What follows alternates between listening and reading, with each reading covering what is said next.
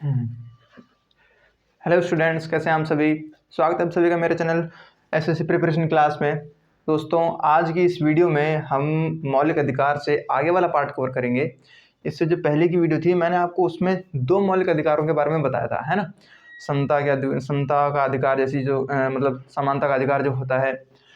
तो आज की इस वीडियो में हम वो बचे हुए चार मौलिक अधिकारों को कवर करेंगे जो पिछली वीडियो में रह गए थे। जैसा कि मैंने बोला था कि जो बचे हुए मौलिक अधिकार हैं मैं उन्हें नेक्स्ट वीडियो लेके आऊँगा, तब मैं उन्हें समझाऊंगा। ठीक है, तो दोस्तों देखिए, आप ये इधर लिखे हुए हैं तीसरा, चौथा, पांचवा और छठा, ये चार मौलिक अधिकार हैं बचे हुए। ठीक है, तो हम वन बाय वन करके इन्हें पढ़ेंगे। तो चलिए हम शुरू करते हैं। सबसे पहला अधिकार है हमारा शोषण के विरुद्ध अधिकार। जैसे कि आप लोग जानते हैं कि शोषण कई प्रकार के हो सकते हैं। मानसिक शोषण होता है, शारीरिक शोषण भी होता है ना। तो शोषण के विरुद्ध अधिकार मिले हुए हैं और उनकी जानकारी मिलती है हमें अनुच्छेद 23 और 24 में। और इन दोनों अनुच्छेदों में क्या क्या लिखा हुआ है, तो 23वें अनुच्छेद की बात करें तो इसमें लिखा हुआ है कि मानव व्यापार नहीं कर सकते। मानव व्यापार नहीं कर सकते, ये भी एक तरह का शोषण ही है ना। क्योंकि मानव व्यापार करेंगे तो उसमें शारीरिक शोषण होता है और मानसिक शोषण भी होता है। ठीक है, तो इसलिए इसमें कहा गया है अनुच्छेद 23 में कि मानव व्यापार नहीं कर सकते, बालात श्रम नहीं करवा सकते। बालात श्रम मतलब यानी कि जबरदस्ती मजदूरी नहीं करवा सकते, उससे जबरन काम नहीं निकाला जा सकता। और बंधुआ मजदूरी, ठीक है, मानव व्यापार नहीं कर सकते, बालात श्रम और बंधुआ मजदूरी, ये सब एक शोषण के प्रकार ही हैं। बालात श्रम भी शोषण में ही आ जाता है ना। क्योंकि कोई मान लीजिए कोई काम नहीं करना चाहता, उससे ज़बरदस्ती कार्य करवाया जाता है, उसे बाध्य किया जाता है, तो ये भी हमारा बालात श्रम जो है शोषण के विरुद्ध अधिकार में ही आ जाता है। ठीक है, अब है 24वां। ये थोड़ा सा महत्वपूर्ण है, इसे आप लोग याद रख सकते हैं। क्या ये याद रखना ही है। इसमें लिखा हुआ है कि 14 वर्ष से कम उम्र के बच्चों को खतरनाक कार्य, भारी और कारखानों में नहीं लगा सकते। जैसे कि मैंने आपको बताया था कि 86वां संविधान संशोधन किया गया था, है ना। उसमें कहा गया था कि 6 से 14 वर्ष के सभी बच्चों के लिए प्राथमिक शिक्षा देने के लिए सरकार जो है वो बाध्य है। और इन 14 वर्ष से कम उम्र के बच्चों को या फिर 14 वर्ष की उम्र तक के बच्चों को किसी भी भारी कार्य, खतरनाक कार्य या फिर कारखानों में नहीं लगाया जा सकता। ये इनका एक शोषण के विरुद्ध अधिकार है। ठीक है, तो 14 वर्ष से कम उम्र के बच्चों को खतरनाक कार्य, भारी और कारखानों में नहीं लगाया जा सकता। ठीक है, तो ये हो गया हमारा शोषण के विरुद्ध अधिकार। अब है दोस्तों धार्मिक स्वतंत्रता का अधिकार। इसकी जानकारी मिलती है हमें अनुच्छेद 25 से 28 में। जैसा कि आप लोग जानते हैं कि भारत में कई प्रकार के धर्म है ना। हिंदू धर्म है, बौद्ध धर्म है, जैन धर्म है, सिख धर्म है ना। तो सब लोगों को अपने अपने धर्म की रक्षा करने के लिए उन्हें कुछ स्वतंत्रताएं दी गई हैं, जिसके बारे में हम इसी अनुच्छेद में पढ़ेंगे। मतलब हाँ, ये इसी मौलिक अधिकार में पढ़ेंगे, धार्मिक स्वतंत्रता का अधिकार। तो इसकी जानकारी हमें 25 से 28 के बीच में मिलती है अनुच्छेद में, और वो अनुच्छेद है हमारे ये 25, 26, 27 और 28। ठीक है, तो अनुच्छेद 25 में क्या लिखा हुआ है कि मानने, आचरण और प्रचार करने की आज़ादी है। जैसे कि आप लोगों को पता ही होगा कि कोई भी किसी भी धर्म को जो लोग जिस धर्म के होते हैं वो अपने धर्म का प्रचार कर सकते हैं, है ना। उसको मानने की पूरी उनको स्वतंत्रता होती है, उनका आचरण करने की उनको स्वतंत्रता होती है, कोई भी उनको रोक नहीं सकता है। ठीक है, हाँ, और अपने धर्म का ये लोग प्रचार प्रसार भी कर सकते हैं। अनुच्छेद 26 में है धार्मिक प्रबंधन करने की प्रक्रिया, कि जैसे धार्मिक प्रबंधन कैसे किया जाता है, उसकी प्रक्रिया क्या होती है। अनुच्छेद 27 में है धार्मिक कार्यों को संप्रेषित करना। धार्मिक कार्य मतलब किसी भी प्रकार का कार्य हो सकता है, धार्मिक कार्य हो सकता है। जैसे धार्मिक अनुष्ठान होते हैं, है ना, उनको अच्छी तरह से संप्रेषित करना मतलब पूर्ण करना, उन्हें पूरी तरह से स्वतंत्रता होती है ना। धार्मिक कार्यों को संप्रेषित करना मतलब पूर्ण करना। धार्मिक कार्य होते हैं, अनुष्ठान होते हैं, यज्ञ होते हैं और पूजा होती है, हवन होते हैं, है ना। उनको पूरी तरह से संप्रेषित करना यानी पूर्ण करना, इसकी उन्हें पूरी पूरी स्वतंत्रता होती है। ठीक है। 28वें में आता है कि प्रत्येक व्यक्ति को किसी भी धार्मिक शिक्षा उपासना में उपस्थित होने की आज़ादी।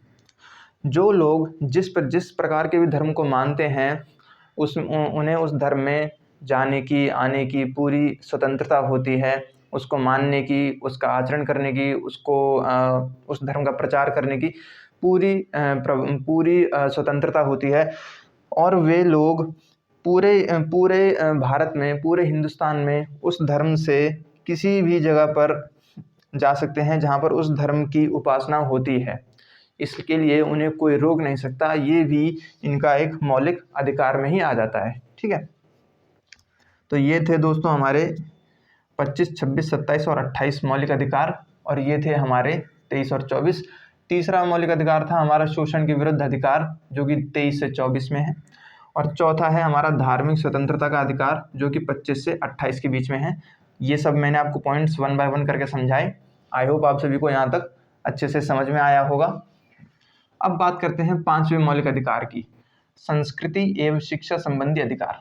इस मौलिक अधिकार में अपनी संस्कृति को बचाने के लिए और जो शिक्षा है उसी से, मतलब संस्कृति से रिलेटेड जो शिक्षा है उसके लिए इसमें मौलिक अधिकार दिए गए हैं 29 और 30 में। ठीक है। संस्कृति से क्या मतलब है? संस्कृति से मतलब है कि जैसे अल्पसंख्यक जो होते हैं, है ना, अल्पसंख्यकों की संस्कृति को बचाने के लिए उन्हें कुछ मौलिक अधिकार दिए गए हैं, जिसके लिए वो कुछ भी कर सकते हैं। लेकिन कुछ भी करने का मतलब है सिर्फ इन्हीं अनुच्छेदों के तहत। ठीक है। तो इसमें 29 और 30 में इसके बारे में जानकारी दी गई है। तो अनुच्छेद 29 में कहा गया है कि अल्पसंख्यकों के हितों का संरक्षण। अल्पसंख्यकों के हितों का संरक्षण हम कैसे कर सकते हैं? अल्पसंख्यकों के हितों का संरक्षण कुछ इसी प्रकार किया जा सकता है, जैसे उनकी संस्कृति को बचाना, उनके रीति रिवाज जो होते हैं, ठीक है, उन्हें बचाने के लिए, उनके हितों का संरक्षण करने के लिए इस अनुच्छेद में हमें जानकारी मिलती है, अनुच्छेद 29 में। और फिर आता है हमारा अनुच्छेद 30, अल्पसंख्यकों के शिक्षा संबंधी संरक्षण का प्रावधान है। अल्पसंख्यकों को अच्छी शिक्षा देने के लिए, उनके प्रकार की शिक्षा देने के लिए इसका भी पूरा पूरा प्रावधान है कानून में। ठीक है। और यही इनका एक मौलिक अधिकार भी है। मौलिक अधिकार अब हम आते हैं 6, संवैधानिक उपचारों का अधिकार। जितने भी मौलिक अधिकार हैं उन सब में अगर सबसे महत्वपूर्ण मौलिक अधिकार की बात करी जाए तो ये अधिकार सबसे महत्वपूर्ण माना जाता है, संवैधानिक उपचारों का अधिकार, जो कि हमें अनुच्छेद 32 में मिलता है। ठीक है। डॉक्टर भीमराव अंबेडकर ने अनुच्छेद 32 को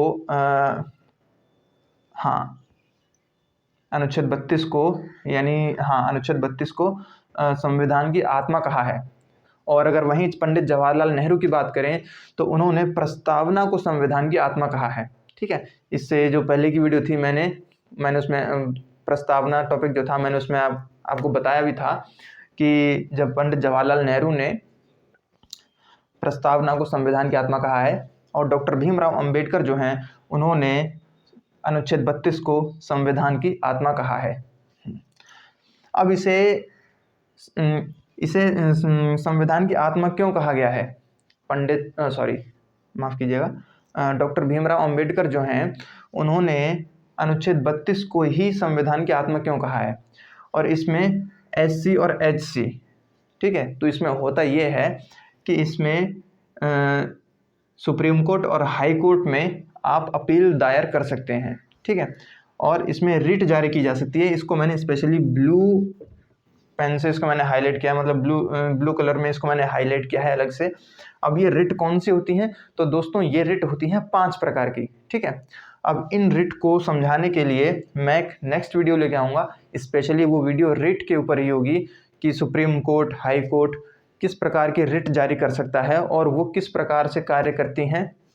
ठीक है। लेकिन मैं आपको कुछ मोटा मोटा अभी इन्फॉर्मेशन दे देता हूँ कि रिट में भी जो 5 रिट होती हैं उनमें सबसे महत्वपूर्ण रिट मानी जाती है हैबियस कॉर्पस, यानी इसका मतलब होता है बंदी प्रत्यक्षीकरण। ठीक है, सबसे इम्पोर्टेंट और सबसे महत्वपूर्ण रिट यही मानी जाती है। तो इन सब रिट्स के बारे में मैं आपको नेक्स्ट क्लास में समझाऊंगा कि सुप्रीम कोर्ट और हाई कोर्ट ये रिट कैसे जारी करते हैं। ठीक है, तो इसीलिए डॉक्टर भीमराव अंबेडकर ने अनुच्छेद 32 को संविधान की आत्मा कहा है। ठीक है, तो दोस्तों आज की क्लास बस यहीं तक थी। इस क्लास में मैंने आपको मौलिक अधिकारों के आगे वाले पार्ट्स कवर करवाए, जिसमें मैंने आपको ये 4 मौलिक अधिकार बताए हैं, और इससे पहले की जो वीडियो थी मैंने आपको उसमें 2 मौलिक अधिकार बताए थे। आई होप मौलिक अधिकारों को लेकर आपके डाउट्स क्लियर हुए होंगे। ठीक है, आप सभी के डाउट्स क्लियर हुए होंगे। अगर आपको मेरा तरीका समझ में आया है तो प्लीज़ दोस्तों वीडियो को लाइक करें, शेयर करें, सब्सक्राइब करें मेरे चैनल को। मिलेंगे नेक्स्ट क्लास में, तब तक के लिए थैंक यू।